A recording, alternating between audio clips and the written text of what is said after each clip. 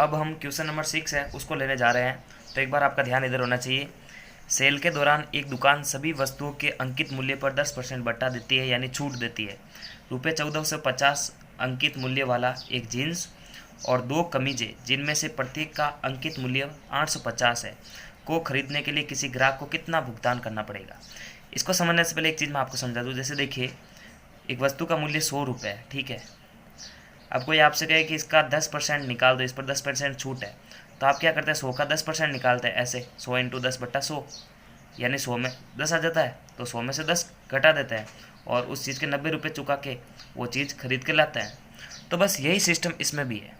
इसमें क्या हुआ कि सेल के दौरान हर वस्तु पर 10% छूट थी। जैसे देखिए, इसमें क्या क्या चीज़ें हैं। एक तो है जीन्स और 2 कमीज है, जिनमें से प्रत्येक का अंकित मूल्य, यानी 2 जीन्स में जिसमें प्रत्येक का मूल्य 850 है।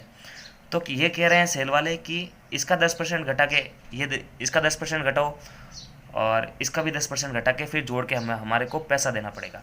यानी एक ग्राहक है जो एक जीन्स भी खरीदता है, 2 कमीज़ें भी खरीदता है और इन अंकित मूल्य का 10% घटा के देता है।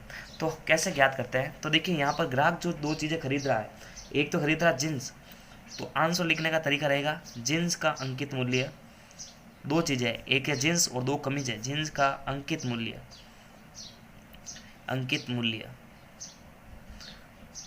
तो जीन्स का जो अंकित मूल्य है वो कितना है, यहाँ पर 1450 रुपये, 1450। अब बट्टा कितना दे रखा है, यानी छूट दे रखी है 10%। इसका मतलब अब जो मूल्य देना पड़ेगा हमारे को वो कितना देना पड़ेगा, 10% छूट के हिसाब से। अब मूल्य कितना होगा, यानी इसका 10% घटा दो, 1450 का 10%, तो 1450 का 10%, 10/100। अब जब आप इसको सॉल्व करेंगे तो आएगा रुपये 145, ठीक है। ऐसे भी आ ही रहा है, 145 रुपये आ ही रहा है, ठीक है। तो अब जो आपने जीन्स खरीदी है, यानी इस ग्राहक ने जो जीन्स खरीदी है उसमें से इसका 10% घटाना है, ठीक है, और वो मूल्य देना है। तो भुगतान मूल्य जीन्स के लिए अब कितना होगा, 1450 में से इसका 10% घटाना, 1450 का ही 10% घटाना है, यानी इस पर छूट है, 10% छूट है, तो 10% घटा के देना पड़ेगा, तो 145 आएगा। इसको इसमें से घटाओगे आप तो आएगा रुपये 1305। ये तो हो गई जीन्स के लिए, ठीक है। अब 2 कमीजें खरीदी। अब देखिए प्रश्न के अंदर लाइन क्या लिखी है, इसको समझना आपको। 2 कमीज है, ठीक है, जिसमें प्रत्येक का मूल्य